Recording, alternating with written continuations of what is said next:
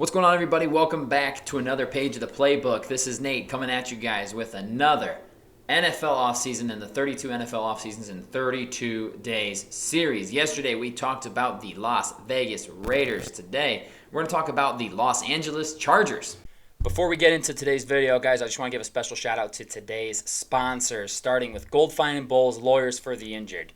Personal injury, workers' compensation, those are their two things, but any sort of legal advice, they're the people to call. Give them a phone call, 309-673-5144. Tell them we sent you, okay? And I'd also like to shout out SeatGeek for sponsoring today's video as well. Use promo code PlaybookSports on their website to get $20 off your first purchase of $30 or more. Let's get back to the video. So let's talk a little bit about last year, Chargers fans. Chargers coming off of a run to the playoffs. Unfortunate loss, obviously they blew a huge lead to the Jags, but you're like, all right, we can build on this. Another year for Justin Herbert to continue to learn and grow the position. Plenty of weapons and the defense that should be improved on paper, just a ton of talent. And what a letdown of a season it was, finishing 5-12, last place in the division. That is not what anybody expected the Chargers to do, honestly. I thought they were going to be very solid, and they just completely fell apart. So what have they done this offseason to improve on that and to take advantage of having such a talented player at quarterback whose contract extension still hasn't really kicked into the numbers? Let's talk about it. Let's talk coaching staff. Chargers made, I would say, the biggest coaching change of the offseason, bringing in former Michigan head coach, former 49er head coach Jim Harbaugh to replace former head coach Brandon Staley. Can Harbaugh still do it at the NFL level? I don't know. That is to be seen. However, I definitely think that Harbaugh's an upgrade at coach over Brandon Staley, regardless of how many years Harbaugh's been out of the NFL. Brandon Staley constantly looked like he was just in over his head. He was not ready to be a head coach. Still a solid defensive coordinator, but he just wasn't ready. And with Harbaugh, you know that he's been there. He's done that. He was great for the 49ers. So can he just bring that forward with him, right? Can he just join this Chargers team and be like, all right, I'm going to build the team my way. We're going to make a run to the Super Bowl. I'm not so sure about that. We'll find out as time goes on, but I like them taking the chance on him as head coach. That being said, I don't like that he brought in Greg Roman to be the new offensive coordinator.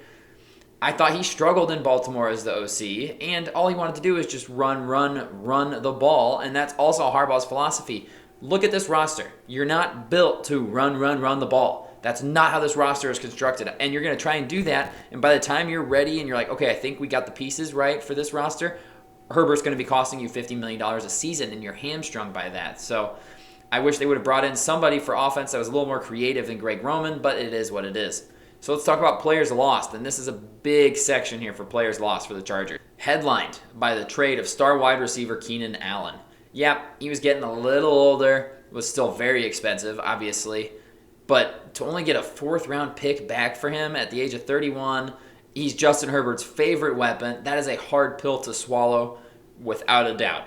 But then you're like, okay, that's okay. We've still got, Mike Williams is still in the. No, Mike Williams next up. Follow that up by releasing him. Cap casualty. He's going to cost too much money.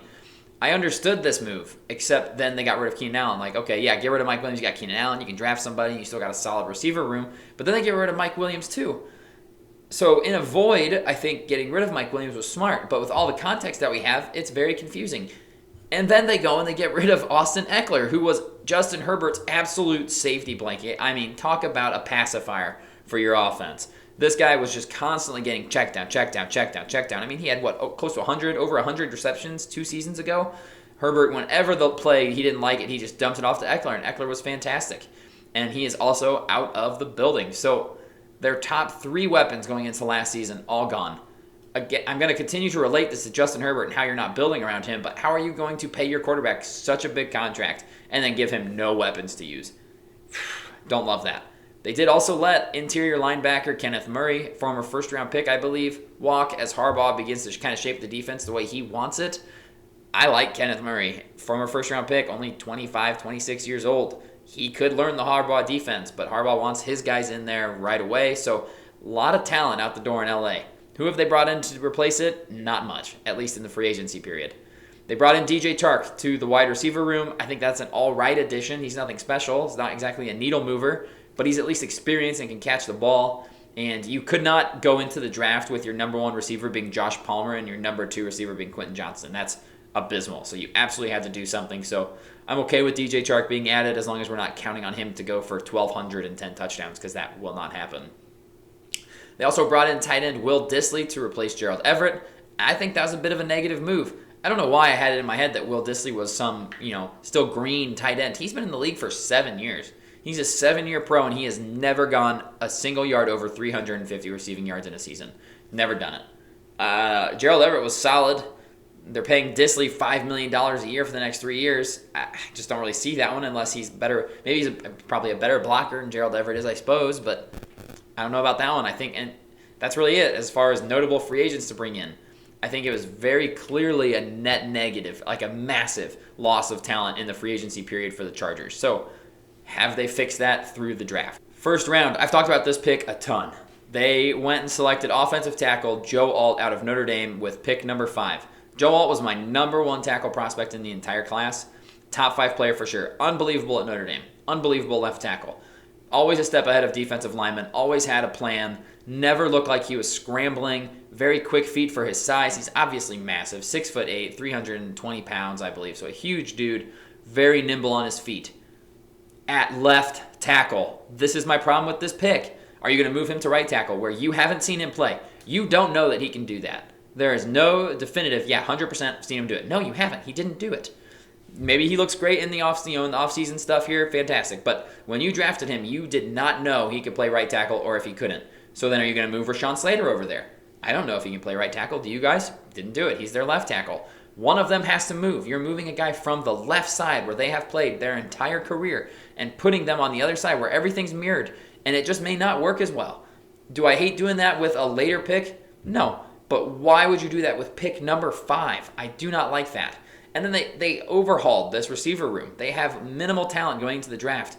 And Malik Neighbors is an electric wide receiver option, and he was on the board at pick number 5. Just begging to be picked. And you didn't do it. You let him go. I think he would have been an immediate number 1 in LA for Herbert. So I love Joe Alt as a prospect at left tackle. Fantastic left tackle prospect. Will I love him at right tackle? I don't know. And you're gambling at pick number 5 when you had an electrifying wide receiver option available. So we'll see how that one pans out. But at least they did address wide receiver in round 2, taking wide receiver Ladd McConkey out of Georgia. I really did love him as an early day 2 guy. I actually, in my wide receiver rankings, had him above both Ricky Pearsall and Xavier Legette, who each went in the first round. So getting him in the second round is very good value for them. Very good route runner, sneaky good athlete. Can you tell I'm using all of the cliche white receivers? I'm going to compare him to Cooper Kupp and maybe someone like Julian Edelman. Not actually, but I do think that Ladd McConkey can be a very good wide receiver and is probably wide receiver 1, day 1, if he can get a good rapport going with Justin Herbert. However, my favorite pick from their entire draft class was third round, taking linebacker Junior Colson out of Michigan. How on earth did we let Jim Harbaugh get his guy in the third round? He should have been long gone. Some people thought that Junior Colson was a first-round talent. I had him as linebacker 3, but easily worth a second-round pick for sure. He's going to be a day 1 starter for the Chargers. He was my way too early pick for Defensive Rookie of the Year. He already knows this defense. Harbaugh, if he's what, he is a fantastic defensive guy. And Junior Colson just played with him in college. It's going to be the same system. Colson's going to wear the green dot as a rookie. He's going to be the play caller on that side because he already knows it. Super athletic. I mean, this was a perfect landing spot for him. And to get him in the third round, I mean, that is one of, if not the absolute steal of the draft. That is one of my, I think that might be one of my favorite picks of the entire draft. So while I don't like moving Joe Alt to right tackle or moving Rashawn Slater to right tackle, whichever one you move, I cannot deny the talent of Joe Alt as being one of the best players in this draft class. And to get him and then still get McConkey in the second round was a pretty good bit of luck for them because I'm surprised McConkey was still available for him with the teams ahead of him who needed wide receiver. So I love that little run there, and then they absolutely blew me away with the value of Junior Colson in the third round. I'm a huge fan of this draft, and I didn't even really mention, I like their 7th round picks. 2 7th round wide receivers, and Brendan Rice, obviously you're taking him based on his name and hoping he can, he's not going to be Jerry Rice, but maybe he can be 10 to 20% of Jerry Rice, which is pretty damn good, maybe even more. And then also taking Cornelius Johnson in the 7th round, big-bodied wide receiver out of Michigan, another guy that's already worked with Jim Harbaugh. So I love those picks. I think they had a fantastic draft. I think for their draft class, it's one of my favorites. I'm going to give them a very solid A. On the back of a very good draft, overall this offseason, I truly failed to see how this team is any better, if not worse, than what it was last year. I don't think they're going to be as bad as 5-12 again, because it really felt like they got unlucky more often than not. But on paper, right, you just look at it on paper, the roster's worse. It's more watered down. They have one of, if not the worst wide receiver room in the entire NFL, a subpar backfield, and Gus Edwards, who is a goal line guy only, and J.K. Dobbins, who unfortunately just cannot stay on the field. He's hurt every single year. And their defense is just all another year older. You're paying Derwin James. You're paying Khalil Mack top dollar. You're paying Joey Bosa top dollar. You've got aging, expensive defensive players who were already here last year on the 5-12 team. To get rid of both of your wide receivers and not get rid of any of the expensive defensive players was shocking to me. So, unfortunately, Chargers fans, I'm sorry, but it really feels like your Super Bowl window's already shut. You had Herbert on a rookie contract, and you had a fantastic supporting cast. And now they're all gone, and Herbert's going to start costing an arm and a leg to pay. So I think it's been a bit of an organizational failure because, again, Justin Herbert is just way too talented to waste the way that they have wasted him. So overall, this offseason, I give them a flat C, and that is saved by their draft. Their free agency period was an unmitigated disaster. Unmitigated disaster, however you want to pronounce it. It was bad. Terrible free agency period, saved by the draft. So I'm going to give them a C for this offseason grade. And they're going to be fighting to try and get, I think, third place in the division because I think the Raiders have passed them. They were better than them last year, and they're going to be better talent-wise this year. So we'll see. Fighting for third place is not where you want to be, especially when you have Justin Herbert at quarterback. But that's all I've got for you guys on today's NFL offseason, 32 NFL offseasons in 32 days. Tomorrow we'll be moving on to the other Los Angeles team in the LA Rams. We'll see you guys then.